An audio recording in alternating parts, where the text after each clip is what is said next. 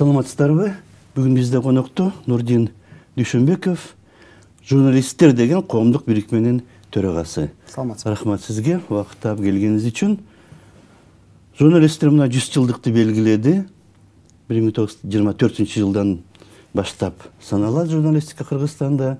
Бирок орусча гезиттер мурда эле чыккан, Кыргызстандын аймагында, Бишкекте чыккан, Ташкенттен чыккан. 100 жылдын ичинде абдан көп мыйзамдар болду. Өзгөчө мына 92 жылы чыккан мыйзам аябай мындай жакшы болду десек болот. Эркиндик берген журналисттерге, акыркы жылдары өзгөрүп баратат. Жаңы мыйзамдар кабыл алынуу алдында кээ бирлер кабыл алынып атат. Мурда мына алтын калем деген сыйлык бар эле, негедир жоголуп кетти. Башка сыйлыктар бар эле. Азыр мейкин деген чыгарып атат, жаңы сыйлыкты беребиз деп. Ошого мүчөсүңөр, жүрөгү мүчө. Кандай абалда азыр? Мына 7 ноябрь өтүп кетти, бирок сыйлык берилбей калды. Качан берилген атат? Сыйлык негизи бул сыйлык президенттин атын тапшырып аткандан кийин ал мындай демилгечиси катарында ал өзү бул иш-чарага катышыш керек. Бизге жеткен маалымат боюнча ушу жанагы анын иш графиги аябай мындай тыгыз жазылган үчүн бошобой атат. Анан ушу декабрдын ичинде жылдын аягына чейин жылдын жыйынтыгы карак сыяктуу. Мүмкүн ошого негизи мындай биринчи идея ушу жана 7 ноябрь 100 жылдыкка байлап туруп чогуу өткөрсөк деген ниетин айткан ушу демилгечилер тарабынан. Бирок ошого колу бошобой, себеп дегенде мамлекет башчынын катыша турган иш-чаралары көп, эл аралык дагы, ички дагы, 100 жылдыкта өткөрүлүп атат. Быйыл көп негизи ушу бир тоом менен келди да. Мисалы билим берүү жагы дагы, милиция 100 жылдын өткөрүп атат. Ушу сыяктуу баарына жете албай эметкенден ушу артка жылып кетти. Анан ушу декабрдын ичинде жарыяланат, жыйынтыктар чыккан. Ал боюнча жыйынтык чыккан. Ал боюнча бирок биз айта албайбыз. Өзүнчө ушу этикалык жагынан дагы милдеттенмебиз бар. Ошон үчүн негизи бул албетте кызыктуу болду биз үчүн. Мен үчүн өзүм эле жооп берейин. Премия дегенде, сыйлык дегенде мен деле эгерде катышкым келсе, ушу өзүм жазып жүргөн, жараткан материалдардын ичинен кайсыны жибере алам, ошо кайсы татыктуу деп эсептейт элем да. Ушуну жиберсем болобу, муну жибергенимде уят болуп калбаймбы, ушу татыксыз болуп, же болбосо чийки бир материалды бергенден тартынасың да. Бул өзүң мындай профессионал катарында дагы мындай өзүң репутацияңды мындай эске аласың да. Түшүргүм келбейт. Биз деле ошондой күткөнбүз. Аябай бир артыкчылыктуу мындай бир өзгөчө мындай башка материалдардан мындай өзгөчөлөнгөн бир кандайдыр бир мындай оригиналдуу же бир кандайдыр бир башка ракурстан берген материалдарды күткөнбүз. Тилекке каршы биз күткөндөй болгон жок. Мына ачык эле жанагы жыйындарды өткөрүп атканбыз. Ошол жерден да айтылган. Мен эле эмес, башка кесиптештеримдин деле ушу пикири ушундай экен. Биз күткөндөй деңгээлди биз көрө алган жокпуз. Көпчүлүк учурда. Бардыгын айтпайын жалпылаштырып. Бирок ошо негизинен иштей турган, өнүктүрө турган жерлер бир топ эле экен. Себеп дегенде биз деле мындай уксаңыздар керек, мындай ар кайсы чогулуштарда, ар кайсы иш-чараларда биз өзүнчө бир Кыргызстан журналистика жагында аябай өнүккөнбүз. Коңшу мамлекеттерден караганда ал да канча алдыдабыз. Биздики өнүккөн, ал жагынан биз бизге теңеле ала турган ушу кошуналардан жок деп жүргөнбүз.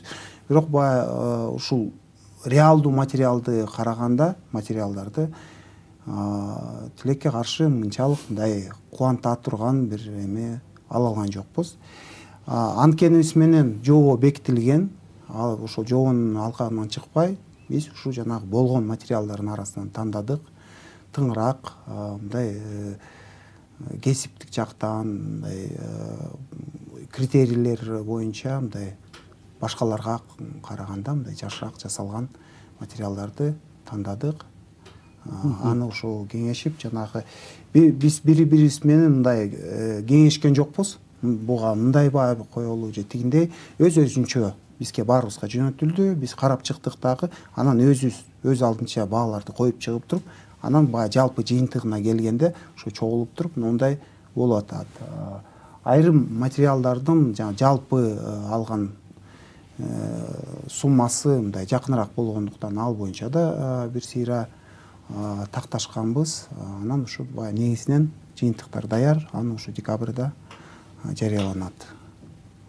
Мына тандаганда арыз жазгыла ким кайсы номинациядан өзүнүн эмгегин көрсөтөт деген болбодубу? А мисалы үчүн бир мына дүйнөнүн эң кыйын футболчусу деп мына Лионел Месси же болбосо Криштиану Роналду алар жазбайт да арызын, мисалы үчүн мага бергиле мен кыйынмын деп, же башка футболчулар жазбайт. Аларды ар ким абройлуу, кадыр баркы бар эмелер, байкоочулар спорт жагынан макала жазып жүргөн тигил же бул чоң гезитке, мисалы үчүн Франциядан башталган да France Football деген гезиттен алар өздөрү айтат, мына бол кыйын деп, а тигилерди арыз жаздырбайт. Мына ким болгусу келсе, эң кыйын футболчу деп силер жазгыла, аны биз тандайбыз дебейт. Алар өздөрү тандайт. Тигилерге айтпай туруп эле, Мессиге же Криштиану Роналдуга айтпай туруп эле. Бул баягы сиздин айткан оюңузда бир чети мындай бир жакшы бир жөрөлгө бар. Себеп дегенде баягы кыргызда мындай сөз бар эмеспи? Жаман өзүн мактайт дегендейчи. Баягы бир чети биз чын эле баягы өзүбүздү мактагандан тартынабыз да. Меники ошого татыктуу деген өзү Барынан мен кыйынмын деп. Бар эле мындай батын албайт да, ага мындай тартынып коем, ал башка көрсөтсө дагы мен өзүмдү өзүм көрсөтпөйүн деп. Баягы бир чети мүмкүн ушу сиз айткандай тартипте көрсөтүлсө туурараак болот беле. Биз дагы мен байкаганым айрым мен күткөн редакциялардан материалдар түшкөн жок. Мен байкашымча айрым ушул катышпай алган редакциялар жакшы материал, ушул тематикада жакшы материалдарды окуп жүргөн, байкап жүргөн буга чейин. Анан биз деле билбей атабыз, эмне себептен берилбей калды. Мүмкүн сиз айткандай тартынып, эми ушу мен өзүмдү өзүм көрсөтмөк белем деген ой мененби, же болсо жок бул баягы мамлекет жарыялагандан кийин ушу мамлекеттиктин массалык маалымат каражаттарынын арасындагы эле сынакпы, башында айтылган баардыгы катышат, жада калса блогерлер да катышкан укугу бар деп айтылган. Бирок ушу кандайдыр бир жагдайлар менен кийин мүмкүн ар кайсы жолугушууларда мындай ичара кесиптештер менен сүйлөшкөндөн кийин биз билебиз себептерин. Мүмкүн же тиешелүү деңгээлде мындай ишеним көрсөтө алган жокпу, мындай калыстыгына билбейм. Бул боюнча мен дагы мындай жообум жок. Эмне себептен айрым редакциялар, айрым күчтүү авторлор катышпай калды. Мүмкүн бул биринчи болгон үчүн тиешелүү деңгээлде мындай толук алдын ала маалымат ала алган жокпу, кеч угуп калышканбы, андай да болушу мүмкүн. Анын үстүнө бул мисалы сиз өзүңүз айтып атпайсызбы, баягы дүйнөлүк тажрыйбаны эске алабыз. Эгерде мисалы кино жанрында алсак, кээ бир режиссерлор, компаниялар атай ушу баланча конкурска катышат элек, мисалы Оскар же башка эмеге катышат элек деп алдын ала ушу жазып туруп, жасап атканда ошондой максат менен тартат да. Ошону мээлеп, ошо жакты багыттап, ушуну мындай өзүнө бир максат коюп. Мүмкүн ошол нерсеге жетишпей алганбы. Кийинки жылы ушу мындан ары уланса, биз ушу күтөбүз, көбүрөөк редакциялар катышат. Атайлап ушул жанагы ушул конкурска мындай багыттап даярдап жасалган материалдар да түшөт деп ойлойм. Мүмкүн ошого жараша мындай сапаты да өсөт. Бирок экинчи нерсеси бар. Бул жерде демилгечилер өздөрү башынан мынтип айткан, бизге жөн эле ушул бир мен сыйлык алат элем деп бир материалды жазып койгон максат эмес. Туруктуу ушул багытта мындай чалдырып, мисалы спорт болсо спорт жагын мындай дайыма чалдырып тура турган материалдардын сериясы болсо бизге ошол маанилүү. Себеп дегенде бизге баягы туруктуулук керек. Ар бир тармакты мындай дайым мындай кесиптиккөлүк менен, мындай туруктуулук менен чалдырып турган материалдар керек. Баягы көп жерден айтылып атат, бизде адистешүү керек. Баягы журналист десе эле, журналист универсал боло албайт. Бардык жака, бардык тармактарды мындай чалдырганда бирдей деңгээлде баарын биле албайт. Ошондуктан журналистиканын ичинен дагы мындай тармактык журналистика өнүгүш керек. Мисалга алсак, медицинаны чалдырган журналист болсо, ал деген хирургия менен стоматологиянын айырмасын так медиктей билиш керек, айырмасын. Жана башка ошо тиешелүү жанагы терминологиясы бар, анан тартибин жана башкасынан кабардар болсо, орусча айтканда в теме болуш керек да. Ошондо ал тиешелүү суроолорду да бере алат, тиешелүү деңгээлде ал чагылдыра алат. Бул маселени ачып бере алат да. А эгерде ал жөн эле бүгүн спортту, эртең экономиканы, бүрсү күнү саясатты чагылдыра берсе, анда дагы мындай бир терең, күчтүү материалды жаратыш да кыйын. Бирок бар андай андай айрымдары болушу мүмкүн, бирок негизинен ушу баягы дүйнө жүзүндө ушул багытта кеткен, жалпы иштеген журналисттер да бар, бирок ошо тармактык ошо жанагы бир эмелерди алып туруп, ошол боюнча мындай дайым ошол боюнча материалдар жараткан. Ошол анча-мынча адистерден кем эмес, өзү билип жүргөн журналисттер болсо, ал тармакты жакшы чалдырып бере алат, ачып бере алат ар бир маселени. Жана жюри жөн эле баягы келген арыздарды карабай, өздөрү дагы бирөөнү сунуштагандай болсо, мисалы жанагы Нобель сыйлыгын алып атпайбы кээ бир адамдар. Лабораториясы иштеп атса, же такыр башка жерде жүрсө, анан бирөө телефон чалып, сизге сыйлык берилиптир дегенде ал таң калып атпайбы? Ушундайбы деп да, билбейт. Бизде болсо баары жазган, анан ушу арыз жазган. Анан ошол арыз жазгандардын ичинен тандап атпайбы? Демек ал мен бергем, мага бериши мүмкүн деп билет, башынан тартып билет. Сыйлыкка илинип калышы мүмкүн экенин. Мүмкүн, ал жагын биз деле баягы ушу жюринин мүчөсү, комиссия деп аталат, комиссиянын мүчөлөрү биз деле айтып атабыз, ушу баягы жыйынтыгы менен жөн эле баягы майрамдап бирөөгө тапшырып коюу менен баягы тим болбостон, бул биринчиси болуп атат. Ар бир мындай жылдан жылга кандайдыр бир өзгөрүүлөр болуш керек. Мүчөлүштүктөрдү эске алып туруп, кантип жакшырсак болот. Бул иш өзүнчө мындай бир талкууну талап кылат. Биз өзүбүздүн сунуштарыбызды беребиз, менимче. Өзүм үчүн айтсам, мен өзүм сунуштарымды берем. Кайсы жагынан толукталганда, мисалы жобону кандайынан жазыш керек, ушу жана сиз айткандай көрсөтүү жагын, жылдыруу жагын кантсек болот, ал жагы дагы. Анан өзү жалпысынан 400төн ашык материал берилиптир.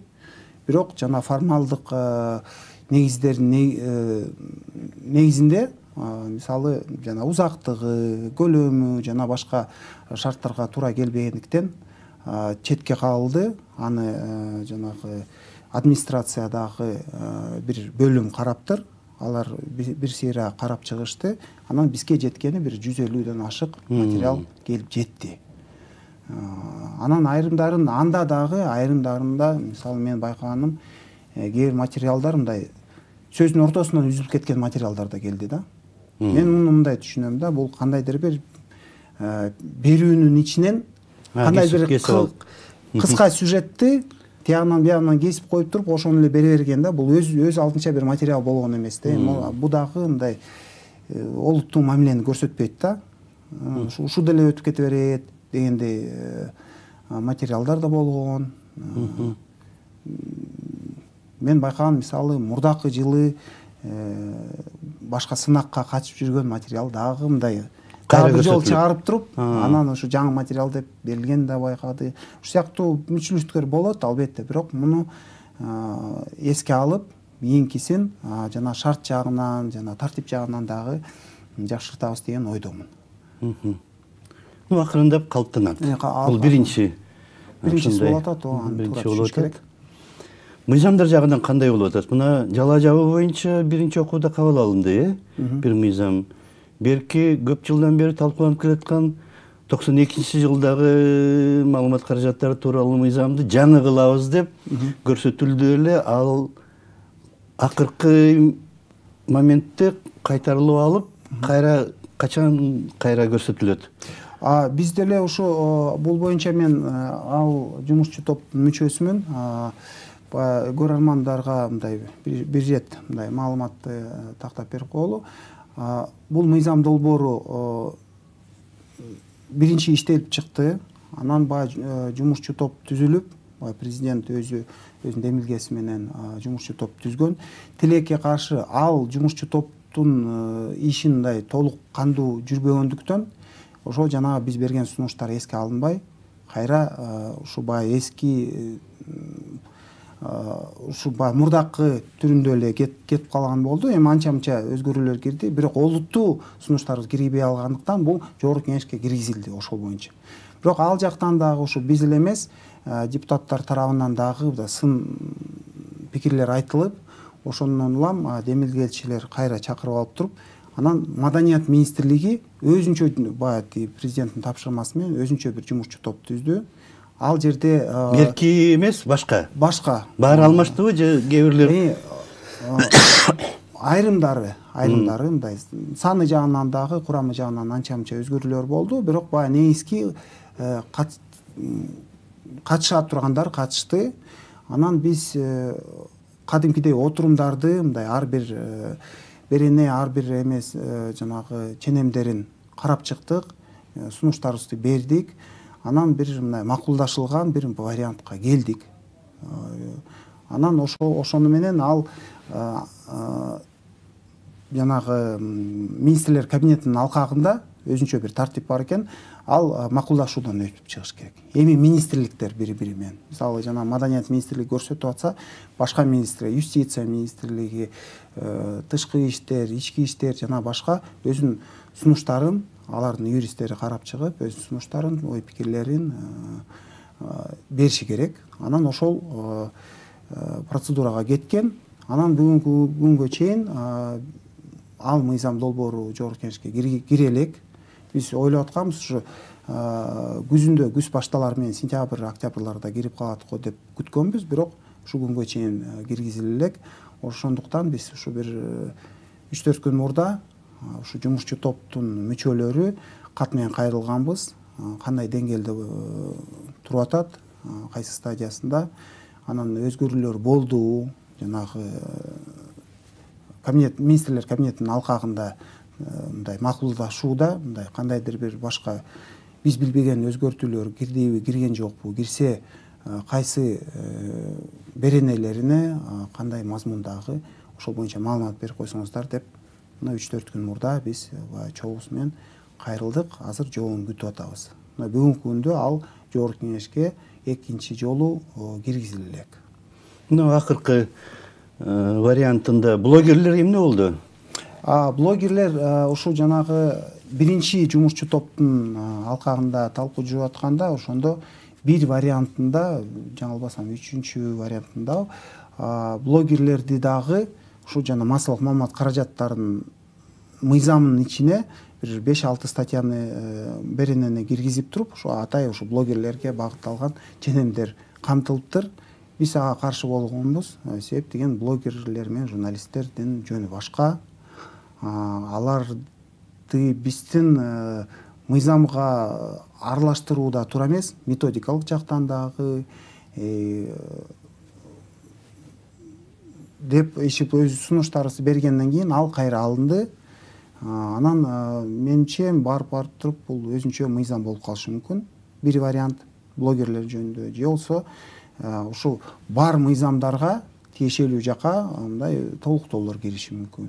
Ар башка жерге, ар кайсы кодекстерге, жана мыйзамдарга, ошо жана блогерлерге багытталган, мисалы жанагы социалдык тармакты колдонуу менен, мисалы жана кимдир бирөөгө мисалы туура эмес маалымат берилип калса, жана ошол эле жана сиз айтып аткан жала жабуу жана башка, мисалы жана социалдык тармактарды колдонуу менен деп мындай бир берененин ичинде мындай подпункттар менен, эки үч сөз менен мындай толукталышы мүмкүн. Аны эми өкмөт өзү сунуштагандан кийин көрөбүз. Жанагы ар бир сайтты каттоодон өткөрүш керек дегендер калдыбы, калган жокпу? Жок, ал биз да айтканбыз, эми бул мындай экилемде акыл эске мындай сыйбаган сунуш. Себеп дегенде бүгүн сайт ал ар кандай функцияны аткарат да. Мисалы дүкөн ачып коюшу сайт. Дүкөндөрдү ачат, кафелерди ачат, сулуулук салондору деле ачат. Эми анын баарын массалык маалымат каражаттарына теңештирген, эми бул деги эле ишке ашпайт дагы, анан өзү мындай көптөгөн юридикалык мындай мүчүлүштүктөрдү пайда кылат деп өзүбүздүн оюбузду билдиргенбиз. Ал жагы алынды. Аккредитация жагында дагы ушу биздин сунуштарыбыз жана башка ошо каттоо жагында дагы бир топ сунуштарыбыз эске алынды. Эми акыркы баягы жыйынтыктоочу жанагы түрү кандай, жогорку кеңештеги кандай түрүндө кирет, аны ушу жана текстине жараша. Ошондон кийин кайра чогулушу мүмкүн. Жана жумуштогу. Мүмкүн жумушчу топ жок, анын мөөнөтү бүткөн. Аны ал юридикалык жагынан туура айтышыбыз керек. Жумушчу топ азыр жок, бирок жумушчу топтун мурдакы мүчөлөрү катарында биз кайрылдык да. Себеп дегенде биз дагы ушу жанагы кесиптештердин алдында бир кандайдыр бир жоопкерчиликти алдык. Кийин мисалы чейки жазылган ченемдер болуп калса, анан бизге сөз тийип калышы мүмкүн. Ошого биз ушу жоопкерчиликти сезип, дагы деле болсо ошону жумушчу топтун мөөнөтү бүтсө дагы биз кабар алалы деген аракетибиз. Жана жала жабуу боюнча мыйзам биринчи окуудан өттү.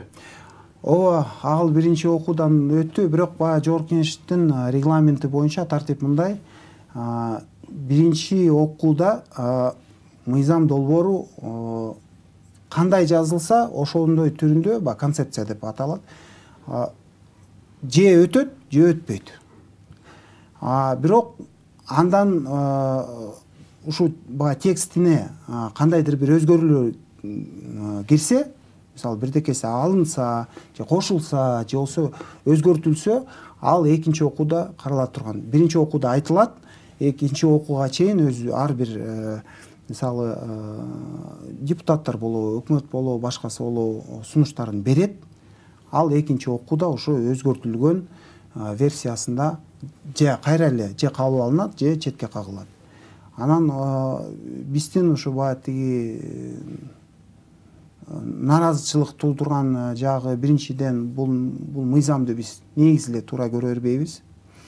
Ашыктык кылат деп эсептейбиз. Себеп дегенде күчүндөгү мыйзамдар толук жетиштүү ченемдерди камтыйт. Анан бул ашыкча эле мыйзам деп эсептейбиз. Эми кабыл алынса дагы ушул жанагы ошол жерде көрсөтүлгөн айыптардын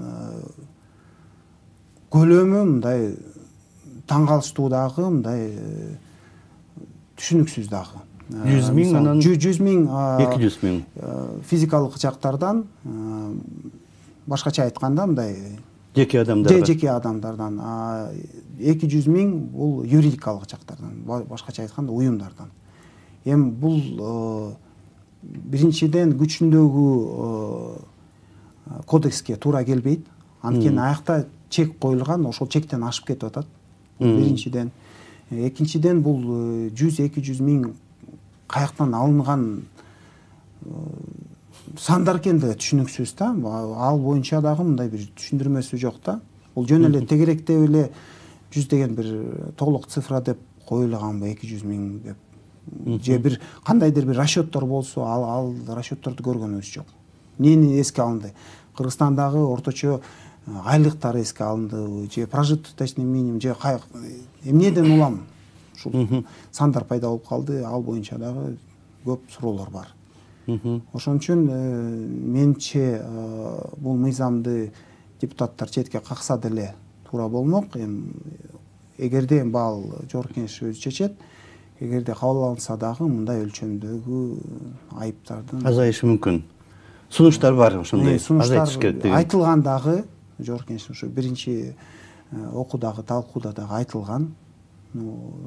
Сандар өтө эле ашып кетиптир. Эч ким мындай туурасын айтыш керек, жоопкерчиликке жоопкерчилик болбош керек. Журналисттер баягы каалаганын айта берет, блогерлер, журналисттер каалаганын айта берет, жаза берет деген ойдон алыспыз. Албетте ар бир кесипте мүчүлүштүктөр, каталар болот. Аны дагы мындай жоопкерчилигин сезе билиш керек. Бирок ошого мындай тийиштүү деңгээлде чара көрүш керек да. Бул мындай ашыкча эле чектегендей, ашыкча эле бир мындай жоопкерчиликти киргизгендей сезилип атат да. Такыр эле мокотуп салалы деген сыяктуу. Аны көргөн журналист деги эле бирдике жазгысы деле келбей калат да. Анткени гарантия жок. Соттор деле кандай чечет. Маселе маданиятка такалат да. Эгерде журналист жоопкерчиликтүү жана маданияттуу болсо жанагыдай нерселерди жазбайт да. А маданияты жок адамдар жаза берет. Анын баарын теңеп эле тигинтпегилей деген көп аша чапкындык болуп кеткен. Туура, бирок баягы маданиятка деле жалаң эле ошого ишенип алсак да болбойт. Анткени баягы эл деле ар кандай. Бирөө тартынат, бирөөгө мындай орой сөз айткандан тартынат, ага ооз барбайт. А бирөөлөр бузуп кетет. Туура, ошон үчүн мыйзамдар бар. Маселе жок, ал бул жогорку кеңештин жана деги эле мамлекеттин функциясы. Бирок аны дагы мындай бир өтө ашынбай туруп киргизген дагы бул өзүнчө бир туура саясат да. Жоопкерчиликти киргизсе дагы мындай мисалы 200 миңди кайсы кылмыштар үчүн киргизет. Биз эң оор кылмыштардын катарына же тиги бузуулардын катарына кошуп койгон деле туура эмес да. Мына маселе ошол болуп атат да. Убактыбыз 1 мүнөт, 1,5 мүнөттөй калыптыр. Негизги жыйынтык кандай мына 100 жылдык майрам өттү. Эмне болуш керек? Айткандай жана той бар, тойдун эртеси бар. Мен ушу өзүм үмүт кылам. Ошол баарыбыз аракет кылышыбыз керек. Бул жөн эле бир майрам болуп калбаш керек да. Мына 100 жыл тегерек бир дата болду. Биз кыйынбыз, мындайбыз, 100 жыл болду бизге деп дегенмен чектелбестен кандайдыр бир анализ жүрүш керек. 100 жылда биздин журналистика кандай баскычтардан басып өттү.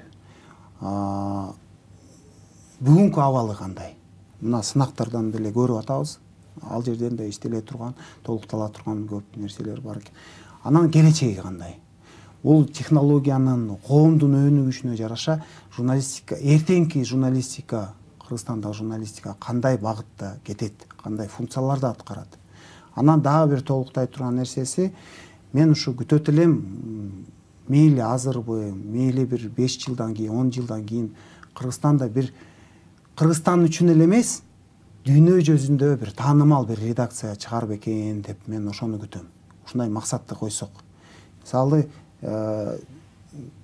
чоң эмес, жанагы биз жалаң эле Европа, Америка, Россия деп атабыз го.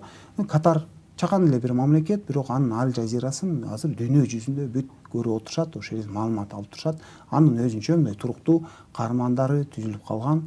Уш сыяктуу мүмкүн Кыргызстанда дагы ушундай бир эл аралык бир редакция, эл аралык ошо таанымал бир маалымат каражаттары чыгабы деген бир ниет, мындай тилегим бар. Рахмат.